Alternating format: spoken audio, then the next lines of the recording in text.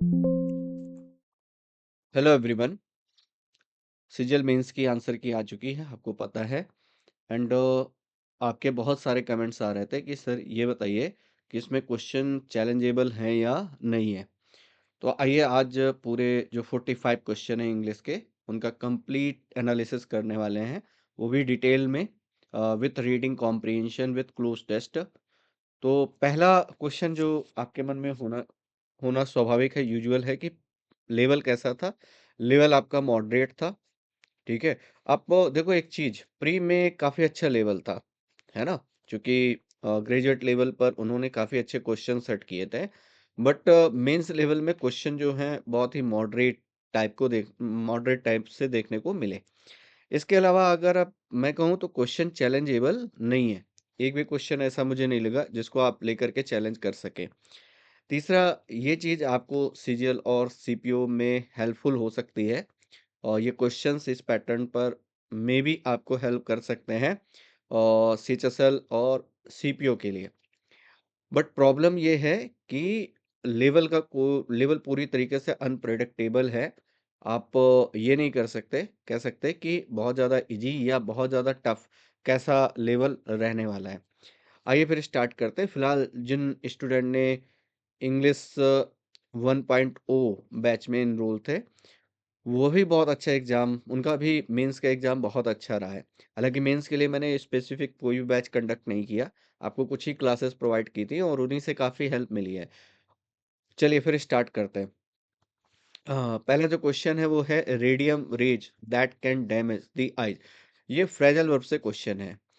Give away होगा, give off या फिर गिव अप या फिर give over. Give over means होता है स्टॉप या सीज। स्टॉप या फिर आप कह सकते हो सीज। गिव अप छोड़ना होता है, आप जानते हो, please give up smoking. Give of करने का मतलब होता है इमिट या फिर रिलीज, कह सकते हो आप। इमिट करना या फिर रिलीज करना।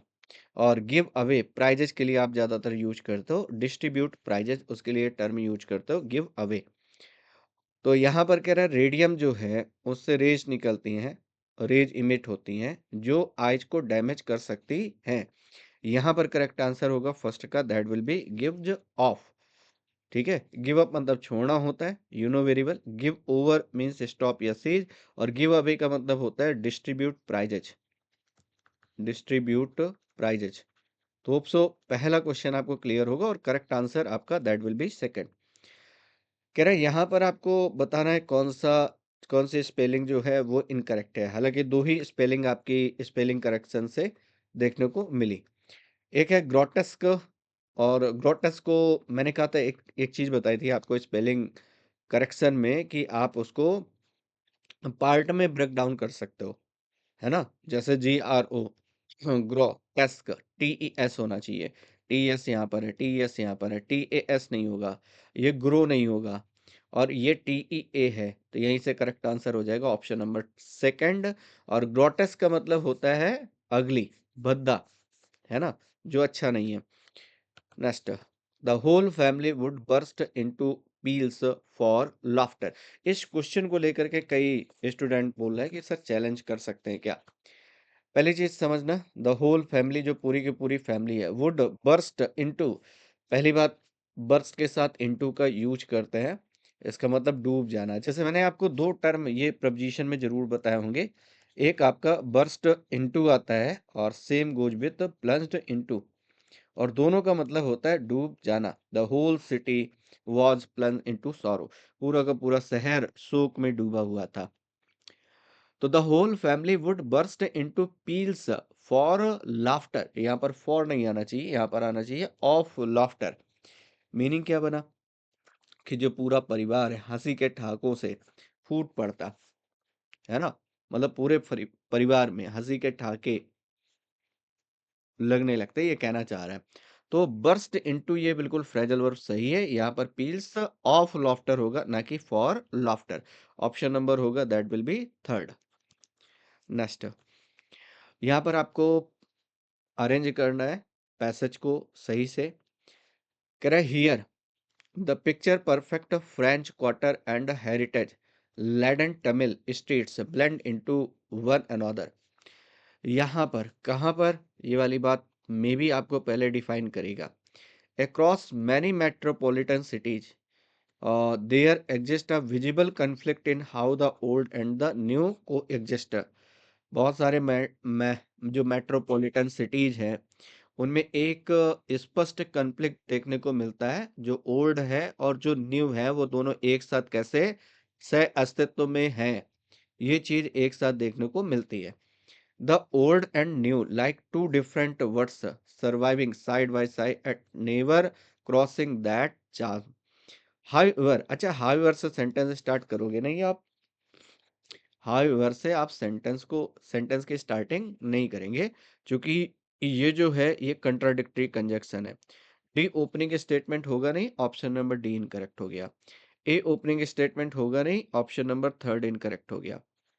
अब आपको पता है कि बी ओपनिंग स्टेटमेंट है अक्रॉस मैनी मेट्रोपॉलिटन सिटीज, है ना। ये आपका ओपनिंग स्टेटमेंट है। बी के साथ ए बेटर होगा या बी के साथ डी का पेयर बेटर होगा। देखो कहना क्या चाह रहा है पहले समझना, कि बहुत सारे जो मेट्रोपॉलिटन सिटीज हैं वहां पर ओल्ड और न्यू जो है उनमें जो विजिबल कन्फ्लिक्ट है वो, मतलब जो सह अस्तित्व है वो लगातार मतलब क्लियरली विजिबल नजर आता है। हालांकि पुंडचेरी जो है वो इसका एक एक्सेप्शन है।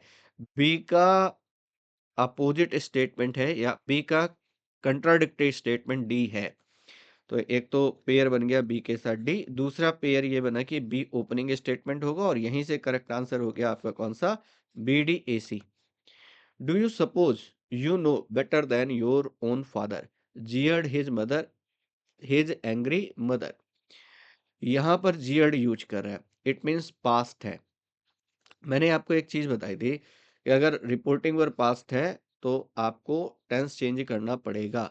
और यहाँ पर लिख रहा है do you suppose, present indefinite change करोगे पास्ट इंडेफिनिट में, तो सपोज्ड मिलना चाहिए। फर्स्ट वाले में सपोज है, सेकंड वाले में सपोज है, थर्ड वाले में सपोज्ड है एंड फोर्थ वाले में हैड सपोज्ड है। बाकी आपको कुछ भी करने की नीड नहीं थी, केवल एक ही टर्म से आपका पूरा का पूरा आंसर क्लियर हो जाता।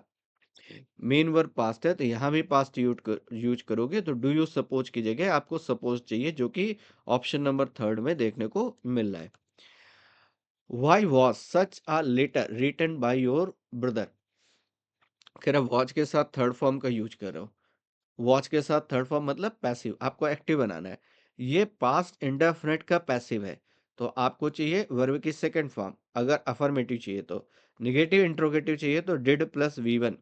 तो यहाँ सिंस इंट्रोगेटिव है तो आप डिड प्लस वी वन के साथ जाएंगे, हैड नहीं यूज करेंगे, वॉज नहीं यूज करेंगे। डिड आया, यहाँ डज आया, तो ये सभी इनकरेक्ट हो गया। Option number third will be your correct answer. Again reading का सेक्शन थोड़ा सा वास्ट था, ये वाली बात क्लियर है, बट बहुत ज़्यादा ट्रिकी नहीं था कि बहुत ज़्यादा ऐसा है कि आप सॉल्व ना कर पाए, डुएबल नहीं है, ऐसा नहीं है। कह रहा faced with the high cost and scarcity of Indian indigo European manufacturers were forced to reply on the wood plant for their dyeing needs. अब अगले वाले पे आ जाओ। हाउएवर, अच्छा इससे सेंटेंस स्टार्ट करोगे ना, ओपनिंग स्टेटमेंट इससे होगा नहीं, क्योंकि ये कंट्राडिक्टरी कंजक्शन है, सेंटेंस के स्टार्टिंग में यूज नहीं किया जाएगा। बी ओपनिंग स्टेटमेंट नहीं होना चाहिए। Since would thrived in temperature climates, it was readily available and easily cultivated throughout Europe. Indian indigo was prohibitively expensive and only meager quantities were reached European markets. मैं बिल्कुल simple सा mandatory, देखो जब भी पैराजंबर्ड आप सॉल्व करते हो तो आपको मैंडेटरी पेयर आपको बनाने आने चाहिए। अब आपने कहा यहाँ पर एक मैंडेटरी पेयर बन रहा है, दैट विल बी डी के साथ ए का। ऐसा क्यों कह रहा हूँ, उसके पीछे का रीजन समझना। डी के साथ ए का मैंडेटरी पेयर क्यों बनेगा। आपने कहा जो इंडियन इंडिगो है वो एक्सपेंसिव है और उस केवल मीगर क्वांटिटीज, मीगर मतलब बहुत ही कम क्वांटिटीज जो है वो यूरोपियन मार्केट तक पहुंचती है ना। और इसी वजह से कह रहा faced with the high cost and scarcity of Indian indigo, European manufacturers ने क्या किया, रिलाई करना चालू कर लिया जो वुड प्लांट है उस पर। तो डी के साथ ए मिलना चाहिए, एडी है यहाँ पर, डी के साथ ए, यहाँ पर नहीं है। करेक्ट आंसर आपका ऑप्शन नंबर डी हो जाएगा। एक और यहाँ पर पॉइंट आप समझ सकते हो, फिर इसी बात को कैरी फॉरवर्ड कर रहा है ये सी वाले पे, कि ये लोग रिलाय कर रहे हैं अपनी नीड्स के लिए किस पर, वुड प्लांट पर, है ना? क्योंकि वो जो would thrived in temperature climates, अब ये रीजन बता रहे हो ऐसा क्यों, इस पर क्यों रिलाई कर रहे हैं? क्योंकि जो वुड है वो थ्राइव्ड इन, वो किस में फ्लरिश होता है, टेम्परेट क्लाइमेट्स में। इट वाज रेडली अवेलेबल, आसानी से अवेलेबल हो जाता है, and easily cultivated through out Europe, और पूरे यूरोप में ये कल्टिवेटेड होता है, इस वजह से ये इस पर आसानी से रिलाई कर पा रहे हैं। और ए के साथ सी आप ये भी बना सकते थे कि ए के साथ सी का पेयर होगा, डी के साथ ए के साथ C, option number D will be your correct answer. He inquired whether the boy's name was Ahmed. आपको यहाँ पर इसका डायरेक्ट बताना है। यहाँ पर वाज यूज कर रहे हैं, मेन वर्ब पास्ट में है, तो ये पहले प्रेजेंट में रहा होगा। दूसरा, आप वेदर यूज कर रहे हो, इससे पता चल रहा है सेंटेंस इंट्रोगेटिव होगा, तो ये तो असर्टिव है, इस वजह से इनकरेक्ट हो गया। और यहाँ पर वॉज नहीं आएगा, यहाँ पर भी वॉज नहीं आना चाहिए, एज आना चाहिए। ऑप्शन नंबर कौन सा होगा, that will be second. He asked is the boy's name Ahmed, उसने पूछा क्या बॉय का नेम जो है वो अहमद है। Call the first witness sad the जज, अब आपको डिफाइन करना है। Call the first witness sad the जज। देखो ये जो स्टेटमेंट है ये इम्परेटिव है, V1 से स्टार्ट हो रहा है, इम्परेटिव सेंटेंस है, और इम्परेटिव सेंटेंस में आप सेट का यूज नहीं करोगे, ऑर्डर्ड यूज करोगे, ऑर्डर्ड यूज करोगे, सही है। इसके बाद टू का यूज करोगे, दैट नहीं आएगा, तो दैट की वजह से ये वाला एलिमिनेट हो गया। ये तो वैसे भी इनकरेक्ट हो गया, वुड वगैरह नहीं यूज करोगे आप, तो करेक्ट आंसर आएगा option number D. Imperative sentence में reporting verb according to sense आप चेंज करते हो, और कंजक्शन टू का यूज करते हो आप, तो ये बनेगा द जज ordered them to call the first witness, option number D will be your correct answer. Next, choose the appropriate synonym of the given word. Erroneous का आपको मीनिंग बताना है। वैसे E double R O R ये तो जानते हो आप, एरर से ही बना हुआ है, तो थोड़ा सा आइडिया लग सकता है, आप यहीं से गेस कर सकते हो। वाइटल इंपॉर्टेंट होता है, राइट सही होता है, एक्यूरेट सही होता है, ना भी पता होता है आपको वर्ड का मीनिंग, तब भी आप आंसर फाइंड आउट कर सकते थे। रीजन बताता हूँ मैं आपको, क्योंकि ये तीनों पॉजिटिव वर्ड हैं, वाइटल, राइट और एक्यूरेट। एक ही निगेटिव वर्ड है, वो है आपका फेलासियस, और यही आपका करेक्ट साइनो होगा। एक बात मैंने आपको समझाई थी, तीन सेम है एक डिफरेंट है, जो डिफरेंट है वही आपका आंसर होगा। नेक्स्ट, गलिबिलिटी क्या होता है, इसका एंटोनिम निकालना है। गलिबल आप जानते हो, गलिबल वो पर्सन होता है जिस जो आसानी से किसी की बातों पर ट्रस्ट कर लेता है। A person who can easily trust on others, जो कुछ भी वो सुनता है आसानी से उस पर विश्वास कर लेता है, इसी पर्सन को आप क्रेडुलस बोलते हो। क्रेडुलस मतलब आसानी से ट्रस्ट करने वाला। तो ट्रस्ट, गलिबिलिटी, ये आपने अब्स्ट्रैक्ट नाउन बना दिया है। इसका मतलब है क्रेडुलिटी, आसानी से विश्वास कर लेना, ट्रस्ट, ऐसे लोग इनोसेंस होते हैं। और नेविटी का मतलब होता है जो एक्सपीरियंस लेस है। नाइव आपने पढ़ा होगा, नाइव या कैलो आपने पढ़ा होगा, और जिनके पास एक्सपीरियंस नहीं है, एक्सपीरियंस लेस पर्सन है। जैसे वेटेरन आपने पढ़ा होगा, वेटेरन मतलब अनुभवी होता है। आप सीजन्ड पढ़ते हो, सीजन्ड मीन्स अनुभवी होता है, सीजन्ड। या फिर आप पढ़ते हो पास्ट मास्टर, कैसा होता है, एक्सपर्ट, जो एक्सपीरियंस पर्सन है किसी भी प्रोफेशन का, जिसके पास अच्छा खासा एक्सपीरियंस है। और नेविटी का मतलब कह लो, आप कह सकते हो अनुभवहीन, जिसके पास अनुभव नहीं है, नाइव है, किसी फील्ड में बिल्कुल नया है। तो ये करेक्ट आंसर हो जाएगा स्केप्टिसिज्म, जो संदेह करता है, इजिली चीजों को एक्सेप्ट नहीं करता है ना? तो उसके अंदर स्केप्टिसिज्म होता है, स्केप्टिक पर्सन होता है, इजिली किसी की बातों पर ट्रस्ट नहीं करता है। Next, stitch in time saves 9, वैसे ये आपको टेंस वाले टॉपिक में मैंने कराया होगा, जब आपको टेंस पढ़ाए, वहां पर प्रेजेंट डेफिनेट डिस्कस करते हैं, तो ये वाली लाइन जरूर मैं डिस्कस करता हूँ। स्टिच इन टाइम सेव्स 9, समय पर किया गया उपाय आगे आने वाली बड़ी मुसीबतों को रोक देता है। Timely action prevents more work, समय रहते अगर आप काम कर लेते हो, तो आपको बहुत ज़्यादा बर्डन आगे फेस नहीं करना पड़ता। ये इसका मीनिंग है और ये एक प्रोवर्ब है और प्रोवर्ब कि वो प्रेज़ेंट डेफिनिट टेंस में लिखी जाती है। The tiny deer stood looking at them with eyes. जो टाइनी डियर है, छोटा बच्चा है डियर का, वो क्या कर रहा है? आँखों से देख रहा है उन्हें। कैसे? एरिड आँखों से। Luminous, transparent, stationery. स्टेशनरी मतलब स्थिर होता है, ट्रांसपेरेंट मतलब पारदर्शक होता है, लुमिनस चमकदार होता है। एलयूएम रूट से बना हुआ है। एलयूएम या एलयूएन वर्ड का मतलब लाइट से होता है। एरिड का मतलब होता है शुष्क, जहाँ पर ह्यूमिड आप कह सकते हो शुष्क, ड्राई है जो, उसके लिए टर्म आप यूज़ करते हो एरिड और यहाँ पर करेक्ट आंसर आएगा लुमिनस आइज से देख रहे हो उनको। By the intricate tapestry of the philosopher was captivated that define human existence, moral and ethical dilemmas। Sir एक सिंपल सा पॉइंट समझिए यहाँ पर बी के साथ ए का पेयर बन जाएगा। कैसे? ये कैसे डिफाइन हुआ? आपने कहा जो फिलोसफर हैं वो कैप्टिवेट हो गए। किससे कैप्टिवेट हो गए? By the intricate tapestry. जो ह्यूमन लाइफ की आप कह सकते हो टेपेस्ट्री की जटिलता है उसको लेकर के वो कैप्टिवेट हो गए, मोहित हो गए। और इसके बाद क्या? ऑफ के बाद आपको नाउन चाहिए। आप ऐसे समझो ना, वॉच कैप्टिवेटेड पैसिव है, पैसिव के साथ आप बाय यूज करोगे। तो एक तो बी के साथ ए का पेयर बन गया। दूसरा ये है ऑफ लगा है, ऑफ प्रपोजिशन है, प्रपोजिशन के बाद आपको नाउन चाहिए, इसके बाद दैट लगा रहा है, ये तो कनेक्ट होगा नहीं, ए के साथ डी कनेक्ट होगा, तो दो तो पेयर मिल जा रहे हैं आपके। बी ए ए डी, ये बन गया बी ए और ए डी। बी ए और ए डी यहीं पर है, यहाँ पर नहीं है सर। B A D. अच्छा सी लास्ट में आएगा। बी ओपनिंग स्टेटमेंट होगा, यहाँ पर सी ओपनिंग स्टेट दैट से तो सेंटेंस स्टार्ट करोगे नहीं, तो ये भी इनकरेक्ट हो गया। करेक्ट आंसर आपका बनेगा दैट विल बी फर्स्ट, 14 का first, B A D C. Fear of ugliness, वैसे फोबिया और मनिया वाली पूरी लिस्ट आप पढ़ते हो, उनमें से बहुत इजी सा वर्ड आपसे पूछ रहा है कि अगलीनेस का फियर क्या होता है, ब्यूटी का फियर क्या होता है, सेलोफोबिया आप बोलते हो उसको। और अगलीनेस के लिए कैकोफोबिया, कैकस वर्ड किसके लिए आता है? अगलीनेस के लिए आता है। हाइड्रोफोबिया हाइड्रो वाटर के लिए आता है ना। और एक्रोफोबिया हाइट के लिए आता है। एक्रो एल्टी एल्टी फोबिया भी आपने पढ़ा होगा। एल्टी फोबिया ये भी हाइट के लिए यूज करते हो आप।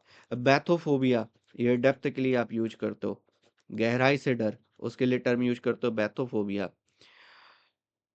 आर कैनोफोबिया स्पाइडर्स के लिए यूज करते हो आप, ये है fear of spiders, fear of spiders, सही है।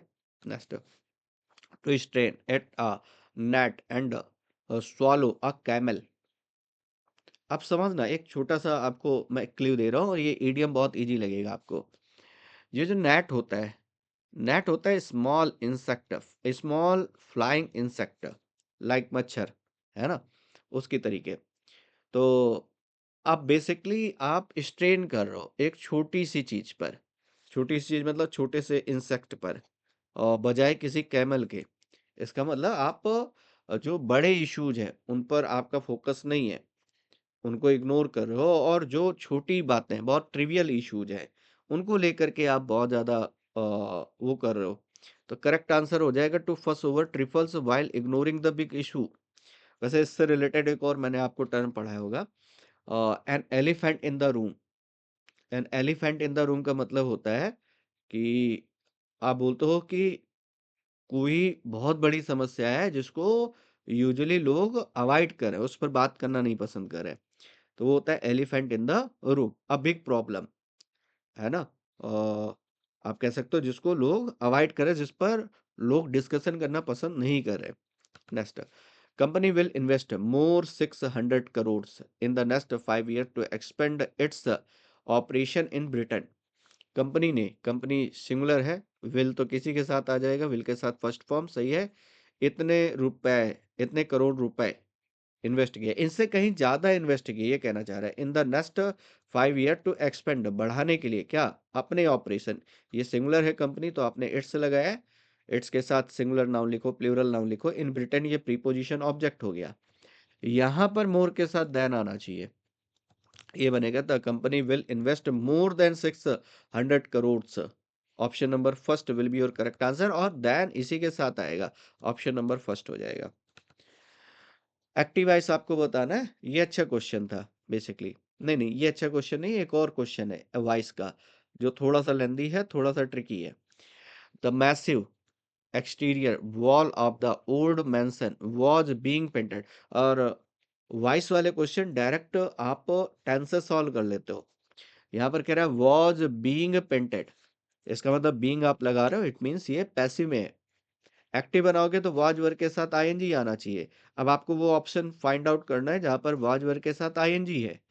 अब आप देखो, पहले वाले पे पेंटेड लिख रहा है, सेकंड वाले में had been painted, are painting, और यहाँ पर वर पेंटिंग। केवल एक ही ऑप्शन है जो वाज वर्ग के साथ आईएनजी से है। ये एलिमिनेट, ये एलिमिनेट, ये eliminate, option number D will be your correct answer. Select the wrongly spelled word out of the four alternative. Imperial, impetus, impertinent और इम्प्लीकेशन। इम्प्लीकेट होता है जाल में फंसाना, किसी क्राइम में फंसाना किसी को, वो होता है implication. Imperial, related to empire. Impetus, बहुत ज्यादा हैस्टी व्यक्ति, बहुत ज्यादा जल्दबाज जिसको कहते हो आप, है ना। इम्पर्टिनेंट होगा यहाँ पर, ये इनकरेक्ट है ऑप्शन जो आपको निकालना था, रॉन्ग स्पेल्ट है ना। तो यहाँ पर बनेगा इम्पर्टिनेंट, इम्पर्टिनेंट, ये करेक्ट आंसर होगा। Option number third will be your correct answer. Option number third will be your correct answer. Impertinent का मतलब होता है रूड टाइप का व्यक्ति, जो बहुत ज्यादा रूड है। I asked Mary if she would lend me a pencil, direct indirect का क्वेश्चन है। इफ से स्टार्ट करो, इसका मतलब ये इंट्रोगेटिव होगा, आस्क लगा रहे हो, यहां से भी पता है इंट्रोगेटिव होगा। वुड मेन वर्ब पास्ट है तो पहले ही विल रहा होगा, तो विल से स्टार्ट करोगे, विल से, कैन से नहीं होगा, वुड से नहीं होगा, विल, और यहाँ पर मैरी के अकॉर्डिंग चेंज करोगे तो इसका मतलब पहले यू रहा होगा, और मैरी के अकॉर्डिंग चेंज करोगे तब वो सी में जाएगा, सी में कन्वर्ट होगा। तो ये बनेगा I said Mary will you lend me a pencil, option number second will be your correct answer. Again जो क्वेश्चन है आपका PQRS का है, has been attributed by many climate scientist the unprecedented frequency of extreme weather events to the steady rise in global atmospheric temperatures observed across various continents over the last decade। चलिए एक एक part को इसमें break down करते हैं। देखो, इसको start करते हैं। मैंने कहा बी के साथ डी, हम ये यूज कर रहे हैं। देखो बी के साथ डी क्यों कह रहा है, जो अनप्रेसिडेंटेड फ्रीक्वेंसी है एक्सट्रीम वेदर इवेंट्स की, एक्सट्रीम वेदर इवेंट्स की जो अनप्रेसिडेंटेड फ्रीक्वेंसी है, मतलब जो मौसम है, जो बहुत बहुत ज़्यादा, बहुत एक्सट्रीम वेदर है, उनकी जो आई मीन फ्रीक्वेंसी है, उसको ऑब्जर्व किया गया। कहाँ पर? Across various continents over the last decade, है ना। किस चीज को ऑब्जर्व किया गया? ये वर्ब है और इसको सब्जेक्ट चाहिए अपना, है ना। ये तो वर्ब से ही स्टार्ट हो रहा है तो इसमें सब्जेक्ट है नहीं, ये प्रीपोजिशन से स्टार्ट हो रहा है तो इसको तो नहीं बना पाओगे। तो सब्जेक्ट केवल एक ही जगह है, बी वाले में। बी के साथ डी का पेयर आपने ये बना लिया, है ना। Observed various continents over the last decade has been attributed, और इसी के लिए आप हैज बीन भी यूज करो। देखो एक सब्जेक्ट ये अनप्रेसिडेंटेड फ्रीक्वेंसी ऑफ, ये प्रीपोजिशन ऑब्जेक्ट है। ये अनप्रेसिडेंटेड प्रेसिडेंटेड फ्रीक्वेंसी है वेदर इवेंट्स की, उसको ऑब्जर्व किया गया वेरियस कंट्रीज में लास्ट डिकेड के दौरान, और इसी को एट्रीब्यूट किया जा रहा है by many climate scientist to the study rise in global atmospheric pressure.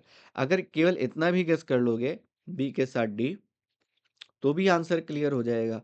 B के साथ डी जो है वो केवल एक ही ऑप्शन में है। यहाँ पर आपको होमोनिम बताना है, और होमोनिम बताना है एड्रेस का, ये अंडरलाइन वर्ड है। देखो एड्रेस के दो मीनिंग होते हैं, समझिएगा। एक तो एड्रेस का मतलब लोकेशन होता है, एड्रेस का मीनिंग लोकेशन होता है, और दूसरा एड्रेस का मतलब स्पीच होता है। अब आपको पता करना है कहाँ कहाँ पर एड्रेस इसने यूज किया है। The deliver. अच्छा, इसने जो स्टेटमेंट दिया है वो कौन सा दिया है, लोकेशन वाला है, स्पीच वाला है, ये पता करना है। Please make sure to write your full home address, मतलब लोकेशन की बात कर रहे हैं। कह रहे हैं आप मेक श्योर हो जाए कि आपने वही एड्रेस, अपने होम एड्रेस को ही आपने मेंशन किया है, इस बात के लिए आप मेक श्योर हो जाए, है ना। तो ये वाला तो है। इसके मतलब जो डिफरेंट है वो निकालना है आपको, स्पीच वाला। The delivery driver called me because he was having trouble finding my address on the GPS. तो ये लोकेशन की ही बात कर रहा है कि जो डिलीवरी ड्राइवर है उसने मुझे बुलाया, उसने मुझे कॉल की, क्यों? क्योंकि उसको दिक्कत हो रही थी लोकेशन को फाइंड आउट करने में। After living in the city for 10 years, Sarah had to notify the post office that her permanent address again। कह रहे जो post office that her permanent, जो उसका परमानेंट एड्रेस है, अगेन लोकेशन की बात करो। The celebrity requested that her residential address, residential address यहाँ पर भी लोकेशन की आप बात कर रहे हो। सेलिब्रिटी ने रिक्वेस्ट किया कि उनका जो रेजिडेंशियल एड्रेस है बी केप्ट प्राइवेट, उसको प्राइवेट रखा जाए। Millions of people turn in to watch the president televised address. तो millions of people turn in to watch, देखने के लिए कि जो प्रेसिडेंट का टेलीवाइज्ड स्पीच है regarding the new economic policies, है ना। तो यहाँ पर इस एड्रेस का मतलब स्पीच है। Option number D will be your correct answer. ये तीनों सेम लोकेशन को ही डिफाइन कर रहे हैं, ये डिफरेंट है, इसलिए करेक्ट आंसर डी होगा। Storm was, sorry, Tom was standing होना चाहिए। Tom was standing beside the school house poster. Beside and besides में डिफरेंस होता है, बिसाइड मतलब बाय द साइड, आप के बगल में, बिसाइड्स का मतलब एक्सक्लूडिंग होता है, के अतिरिक्त। टॉम जो खड़ा है किसके बगल में, स्कूल हाउस पोस्टर के बगल में। तो यहाँ बिसाइड्स नहीं आना चाहिए, बिसाइड आना चाहिए, ऑप्शन नंबर ए आ जाएगा। Stood beside the school house poster. अच्छा, ये वॉच के साथ है तो आईएनजी फॉर्म लगाओगे, तो ये तो स्टूड तो नहीं लगा पाओगे, वॉच के साथ सेकंड या थर्ड फॉर्म नहीं आती, आईएनजी फॉर्म आती है। तो ये भी इनकरेक्ट हो गया, और वॉच के साथ स्टैंड नहीं लगा पाओगे, इसलिए करेक्ट आंसर फर्स्ट होगा।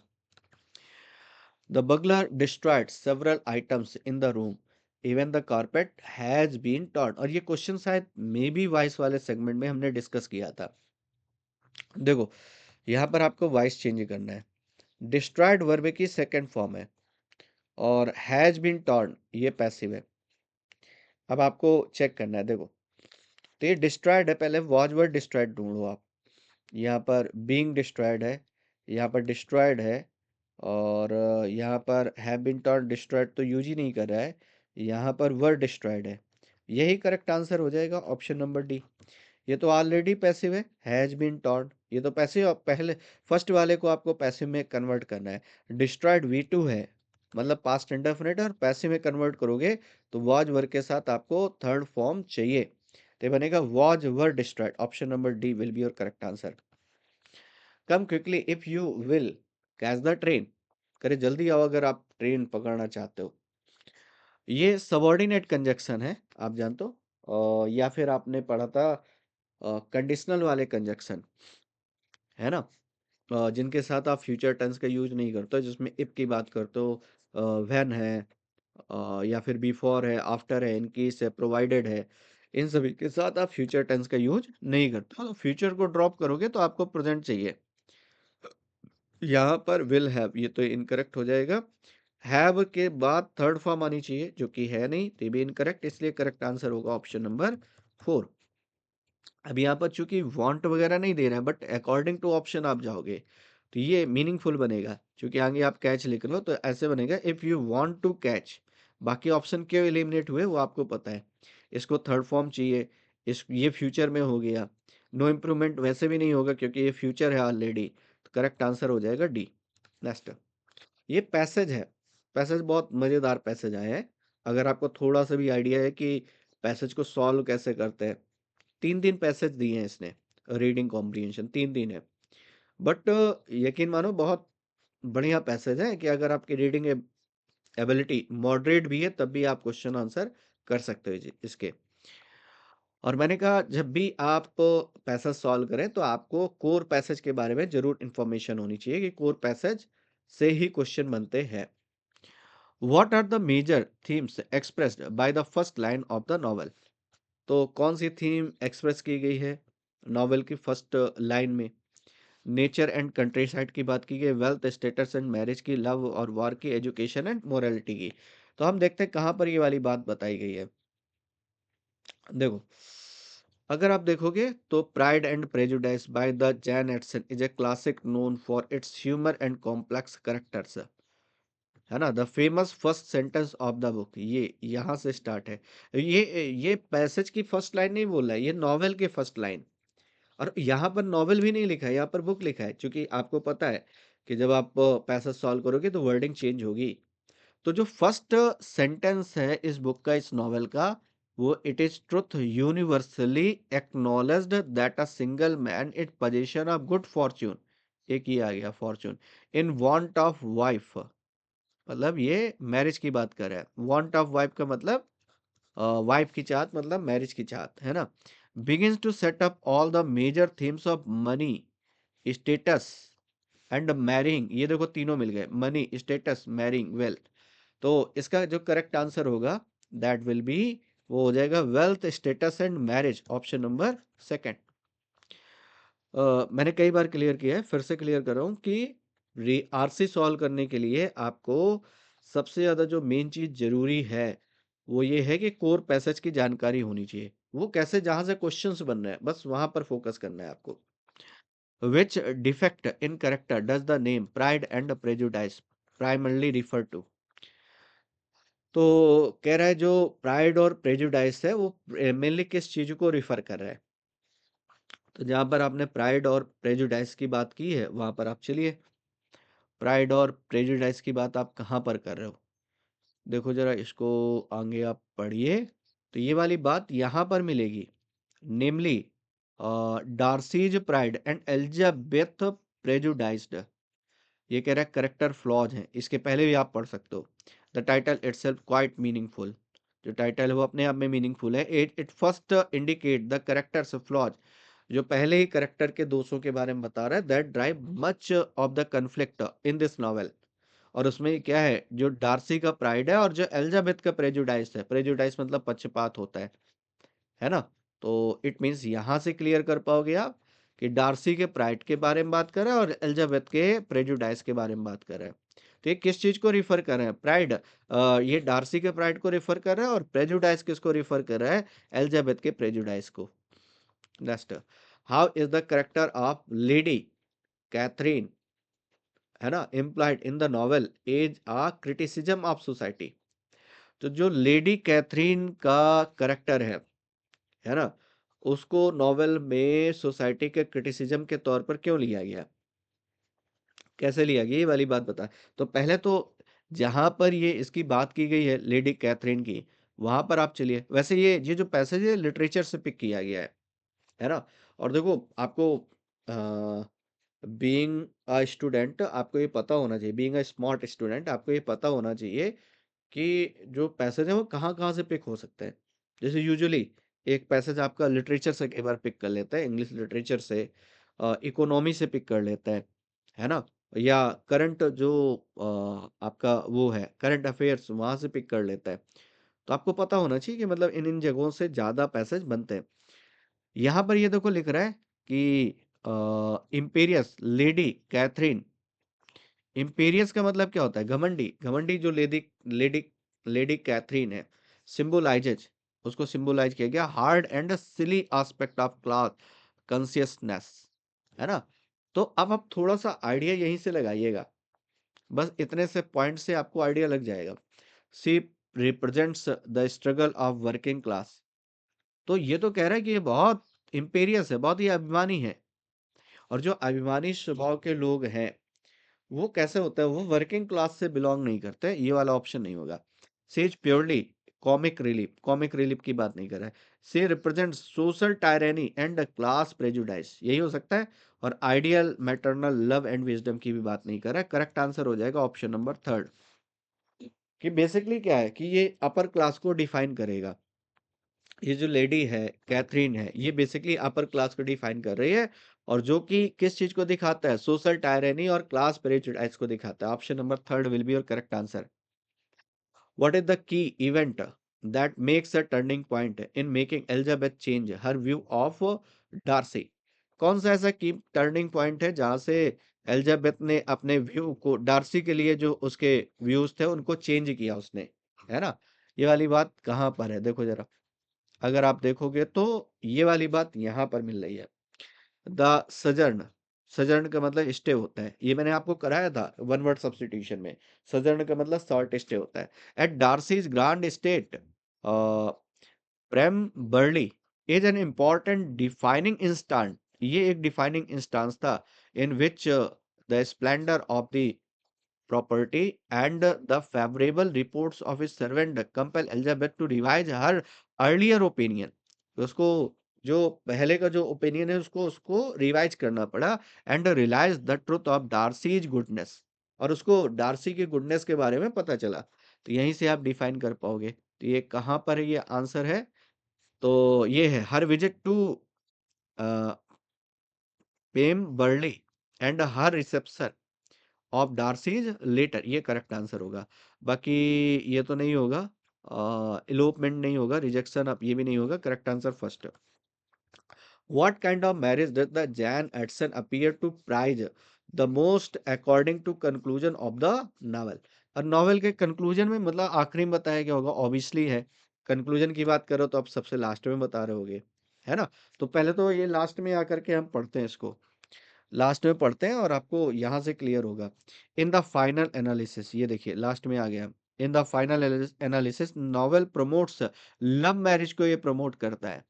Couples like Jan and Bingley and Elizabeth and Darcy who have successfully marriages because of love in contrast to couples who marry for convenience। अब देखो यहाँ पर बेसिकली अब आपको आंसर मिल गया। क्या कह रहा है? Marriage based on solely on financial security के लिए नहीं, लव के लिए। Marriage for convenience and connection नहीं, ये भी नहीं बता रहा है। कह रहा है टोटली लव पर बेस्ड है ना? और based on mutual respect love and understanding in marriage, यही करेक्ट आंसर होगा, ऑप्शन नंबर 3। एक और पैसेज है आपका विकसित भारत ग्रामीण रोजगार योजना मिशन के बारे में, मनरेगा के बारे में बेसिकली ये पूरा पैसेज है ना? तो हम चलते हैं सीधे क्वेश्चन पे, और क्वेश्चन से ही रिलेट करके फिर हम क्या करेंगे? पैसेज को रीड आउट करेंगे। वहां से हमें पता चल जाएगा कोर पैसेज क्या है। कोर पैसेज मतलब जहां से क्वेश्चंस पिक होते हैं। What might the author's overall purpose for discussing the development from MNREGA to the VB Gram G act? तो कह रहा है what might be the author's overall purpose, overall purpose क्या हो सकता है ऑथर का डिस्कस करने के लिए जो डेवलपमेंट है मनरेगा से वीबी ग्राम जी एक्ट को लेकर के। तो ये वाली बात तो स्टार्टिंग में ही बता रहा है, आप देखो जरा।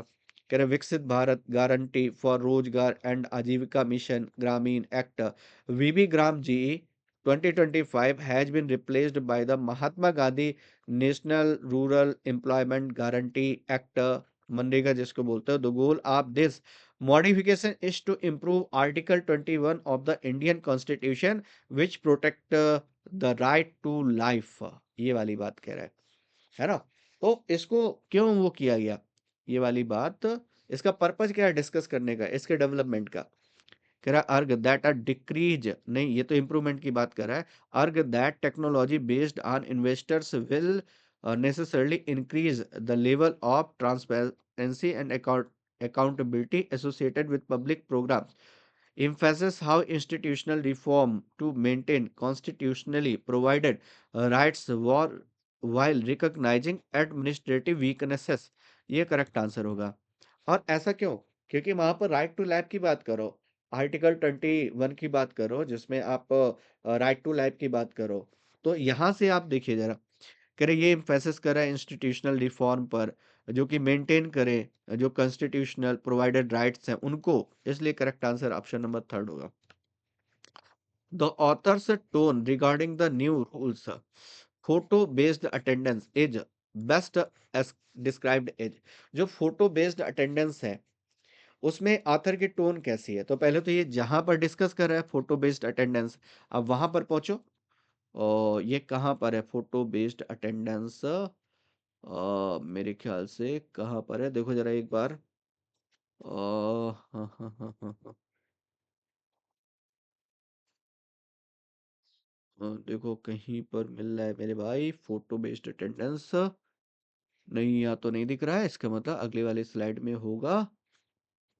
मंडे का प्रोग्राम है। Who.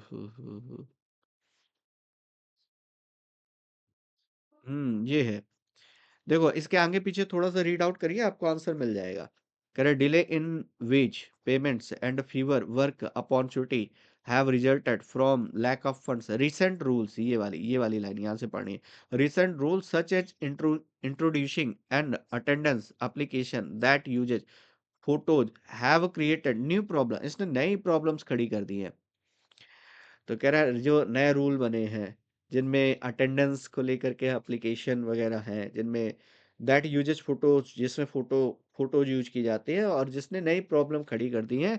Made a corruption easier, इसने करप्शन को और ज्यादा इजी कर दिया है ना। और इसी वजह से क्या किया गया है, these issues VB Gram G act has introduced important changes. इसी वजह से चेंजेस किए गए हैं। अब आप देखो यहाँ पर डिटैचडली डिस्क्रिप्टिव आउटलाइनिंग रिफॉर्म्स, ये तो बात नहीं बता रहा है।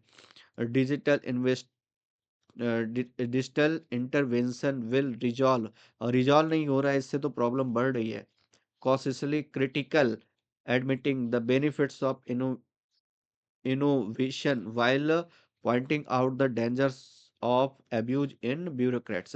It is a direct rejection that state the solution do not work in the rural welfare। नहीं, ये देखो कहना क्या चाह रहा है कि जो प्रॉब्लम्स है वो क्रिटिकल हो गई है, इसलिए हमें सावधानी से इनका यूज करना है। यही करेक्ट आंसर होगा, option number that will B third. अगले वाले में ये थोड़ा सा ठीक पैसेज था। What can be reasonably inferred about the relationship between women's participation and rural resilience during the pandemic? कौन सी बात हम इन्फर कर पा रहे हैं, डिड्यूस कर पा रहे हैं, जो रिलेशनशिप है बिटवीन ह्यूमंस पार्टिसिपेशन को लेकर के रूरल रेजिलियंस। रेजिलियंस का मतलब वो जो आप कह सकते हो स्ट्रेंथ ड्यूरिंग द पैंडेमिक। अब ये वाली बात आप पहले देखो, रीड आउट करो कहाँ पर है ये वाली बात।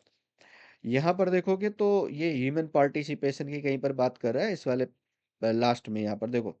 Women have comprised 58 of the workforce significantly contributing to rural development. तो बहुत ज़्यादा इनका कंट्रीब्यूशन, सिग्निफिकेंट कंट्रीब्यूशन देखने को मिला है, particularly during the covid pandemic. खासतौर से कोविड-19 जिस समय पैंडेमिक था उस समय, तो इनका एक्टिव पार्टिसिपेशन देखने को मिला। Their intensified appearance might have worsened, खराब कर दिया। Their significant involvement contributed to the contribution to the of the committee through the maintenance of the local economy in spite of global economic disruptions that were happening। Significant involvement है, ये तो हो सकता है। The fact that they were active seemingly to the accelerating of the community's physical problems because it resulted। अच्छा, their involvement could be led to decrease, ये नहीं होगा, घट गया उनका इन्वॉल्वमेंट, जबकि इन्वॉल्वमेंट बढ़ने की बात कर रहे हैं।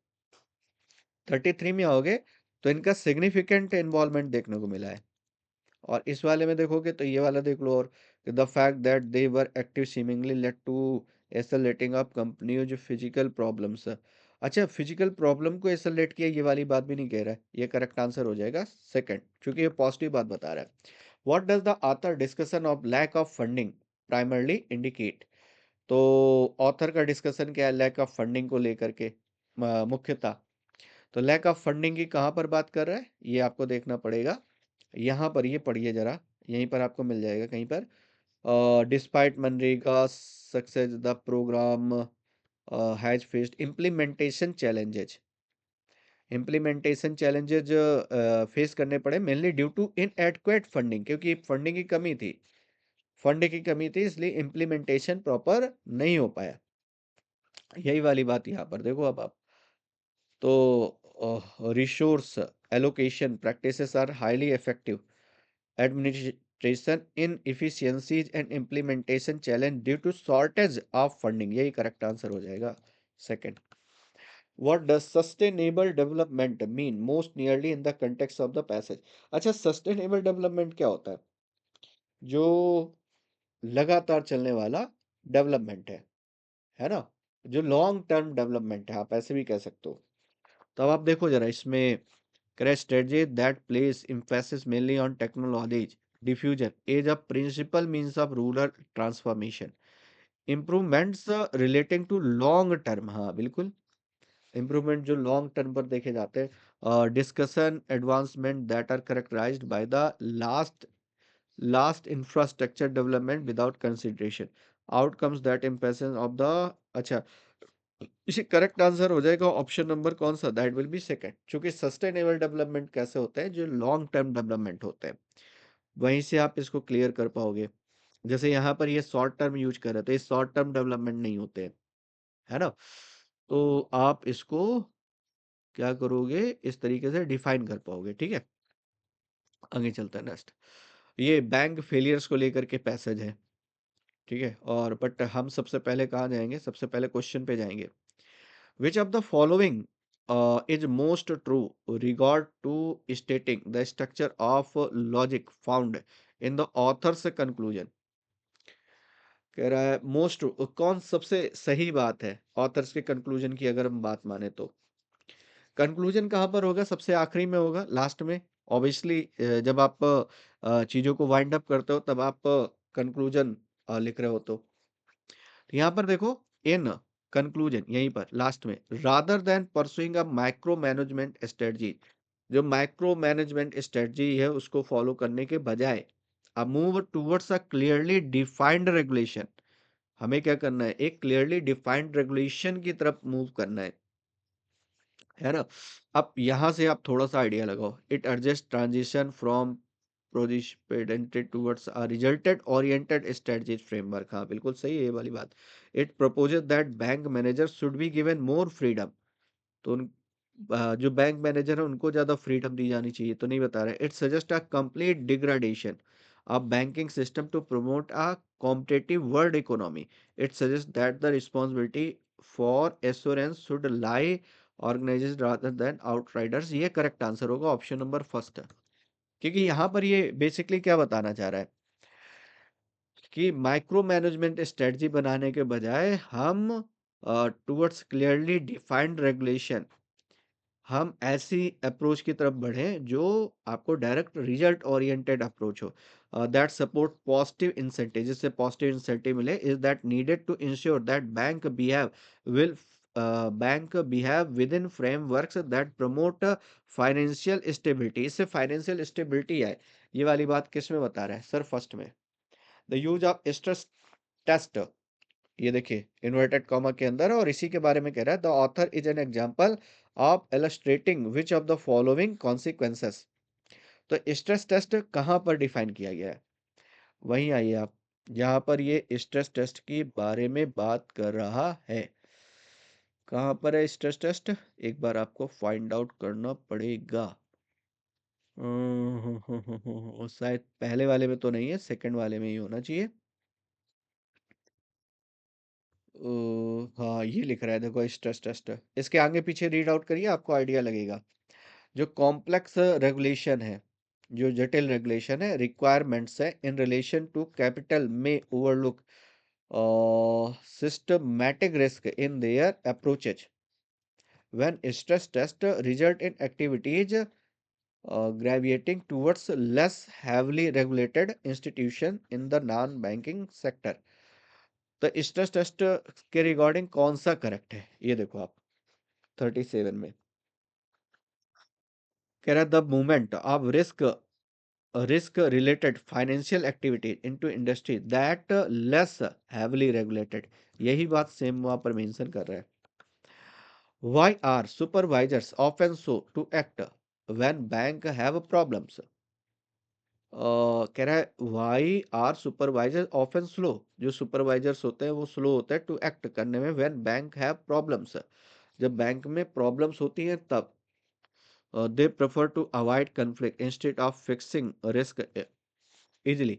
अब ये देखोगे तो स्टार्टिंग में ये वाली बात बताई गई है कि बैंक फेलियर्स जो हैं raise serious concern, in the serious concern देखने को मिलता है अबाउट सुपरवाइजरी ओवरसाइट। सुपरवाइजरी को लेकर के सबसे ज्यादा सीरियस कंसर्न होते हैं। The case studies of credit and ये कह रहा है highlight the okay supervisor supervision in many instances supervisors are hesitate to come into conflict with bank management when weaknesses are identified. तो जो सुपरवाइजर्स होते हैं वो बचते हैं, है ना, जो बैंक मैनेजमेंट के साथ कॉन्फ्लिक्ट है उनसे वो ना होने पाए। जैसे वीकनेसेस सामने आते हैं वो कोशिश करते हैं कि उनके साथ कॉन्फ्लिक्ट ना हो, और इसी वाली लाइन पर ये आंसर है। अगर आप देखोगे तो ये बन जाएगा द फेलियर ऑफ, एक मिनट, ये वाला क्वेश्चन था। हाँ, they prefer to avoid conflict, है ना। ये वो स्लो क्यों होते हैं? क्योंकि वो कॉन्फ्लिक्ट को अवॉइड करना चाहते हैं, है ना। जो बैंक मैनेजमेंट है उनके साथ जो कॉन्फ्लिक्ट है उनको अवॉइड करना चाहते हैं। व्हाट शुड पॉजिटिव इंसेंटिव और do for banking system? Positive incentive क्या है बैंकिंग सिस्टम में? अब ये जो पॉजिटिव इंसेंटिव है ये कहाँ पर मेंशन किया गया है वो आपको देखना है। हाँ हाँ हाँ, देखो पॉजिटिव इंसेंटिव कहीं तो था, देखो एक मिनट, देखते हैं कहीं पर। Improved supervisory bank, okay, increase transparency, okay. हाँ, ये देखो यहाँ पर मिल रहा है पॉजिटिव इंसेंटिव। कह रहा है कि हाँ, ये कंक्लूजन में ही अभी हम लोगों ने पढ़ा था कि माइक्रो मैनेजमेंट स्ट्रेटजी को यूज करने के बजाय वो रिजल्ट ओरिएंटेड अप्रोच को फॉलो करते हैं, जिससे पॉजिटिव इंसेंटिव मैक्सिमम हो, है ना। और आगे पढ़ो आप, is what needed to ensure, जिससे सुनिश्चित करना है bank behave within framework that promote financial stability, इससे मिले। तो यहीं से आप आंसर कर पाओगे। और यहाँ से अगर आप आंसर करोगे तो ये आएगा ऑप्शन नंबर 4 कि help banks behave in a way that keeps the economic stable.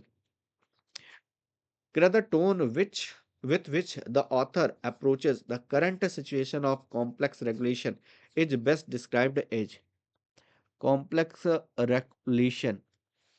complex है, it means जटिल है। critical which cause complicated rules और actually cause more risk। तो ये तो थोड़ा यहीं से आइडिया लगा सकते हो। वैसे तो आप देख सकते हो जहाँ पर कॉम्प्लेक्स रेगुलेशन की ये बात कर रहा है, यहाँ पर बात कर रहा है regulating requirement must be simplified। complex regulation requirements in relation to capital may overlook system risk in their approaches when stress test। ये वाली बात, अगर ये वाली लाइन आप रीड आउट करोगे तो यहाँ से इसका आंसर मिल जाएगा। कौन सा? यही क्रिटिकल है, ये जो कॉम्प्लेक्स रेगुलेशन है वो क्रिटिकल है। Because complicated rules are actually cause more risk. जो कॉम्प्लिकेटेड रूल्स होते हैं उनसे और ज्यादा समस्याएं क्रिएट होती हैं। एक क्लोज टेस्ट था आपका, इसको भी आप इजिली सॉल्व कर सकते हो।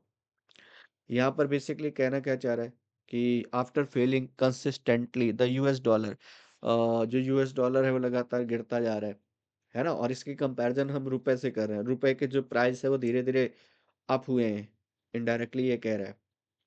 और पहले क्वेश्चन को नहीं सॉल्व कर पा रहे हो तो यहाँ पर पहले वाले क्वेश्चन में ये आएगा अगेंस्ट द डॉलर। कह रहा after falling consistently against the dollar, US dollar for a major part of the year the rupee. अब रूपी की कंपैरिजन आप डॉलर से कर रहे हो, है ना। यहां से आप आइडिया भी लगा सकते थे लास्ट वाली लाइन से। तो यहाँ पर आएगा अगेंस्ट फर्स्ट वाले में। After falling consistently against the US dollar for a major part of the year the rupee has, second वाले पे आ जाओ। और हैज के बाद आपको क्या चाहिए? Third form, ground, recovered, energy, admired. तो आपको पता है हैज के साथ थर्ड फॉर्म चाहिए, थर्ड फॉर्म चाहिए तो रिकवर्ड। रुपए ने रिकवर किया है somewhat over the last few weeks, पिछले कुछ वीक्स में। इट हैज बीन राइजन, ये उठा है लगभग 5% तक फ्रॉम इट लोवेस्ट लेवल। ये अपने लोवेस्ट लेवल पर पहुंचा था, उससे ये इसने 5% तक क्या किया? रीच हासिल की है, रीच्ड। ये करेक्ट आंसर होगा। लेवल रीच्ड इन अक्टूबर। अक्टूबर में आप ये बेसिकली क्या कह रहा है? रेंडर का मतलब हेल्प होता है, एडमायर प्रशंसा करना होता है ना? और बिहाइंड मतलब पीछे होता है। अब ये कहना क्या चाह रहा है, कंटेक्स्ट के बेस पर आप क्या यूज करोगे? It has risen by almost 5% from it lowest level. लगभग 5% जो 5% तक का राइज इसमें देखने को मिला है। इस जितना कह रहा है, ये जो लोवेस्ट लेवल जो इसने रीच किया था, जो निम्न स्तर पर पहुंचा था, वहां से 5% की ग्रोथ देखने को मिली है, ये कहना चाह रहा है। इसलिए बिहाइंड का मतलब पीछे होगा, एडमायर प्रशंसा करना, रेंडर हेल्प, इन ये कंटेक्स्ट लेस है। बिहाइंड के बारे में आप सोच सकते हो बट मीनिंग नहीं बनेगा। कह रहा है even with this recent improvement the rupee is still down about 11% since the start of this year. The rupee's performance has been closely, है ना, और यहाँ पर फिल करना है, tied, morally, tightly या फिर amicable। क्लोजली एडवर्ब है और इसके साथ आपको क्या चाहिए यहाँ पर, बेसिकली यहाँ पर वर्ब चाहिए, हैज बीन, यहाँ पर आपको वर्ब चाहिए क्योंकि ऑलरेडी एडवर्ब है। तो टाइटली ये भी एडवर्ब है, ये भी एडवर्ब है और ये भी एडवर्ब है, तो आपको वर्ब चाहिए। Has been closely tied to global crude oil prices. This makes sense as imported oil accounts for about 80% of India's total demand. The value of the rupee dropped when oil prices climbed earlier this year, a trend that lasted October. Since then, a global crude prices have fallen. The rupee has के बाद ING form आएगा नहीं, has के बाद third form चाहिए, third form strengthen आएगा। ये first form है, ये भी फर्स्ट फॉर्म है, तो यहाँ पर करेक्ट आंसर आ जाएगा थर्ड फॉर्म। ये था आपका पूरा का पूरा एसएससी सीजल मेंस में आए हुए टोटल 45 क्वेश्चन। अब में से बहुत सारे स्टूडेंट ने बहुत अच्छा स्कोर किया है और इसमें अच्छा स्कोर किया जा सकता था, हालांकि कंप्यूटर को छोड़ करके बाकी पेपर आपका बहुत बढ़िया था, बहुत बेहतरीन था। ठीक है, आप कमेंट करके बता सकते हो आपका स्कोर क्या रहा है, स्पेशली इंग्लिश में। ठीक है, चलिए, thank you so much for attending this session. Thank you, जय हिंद।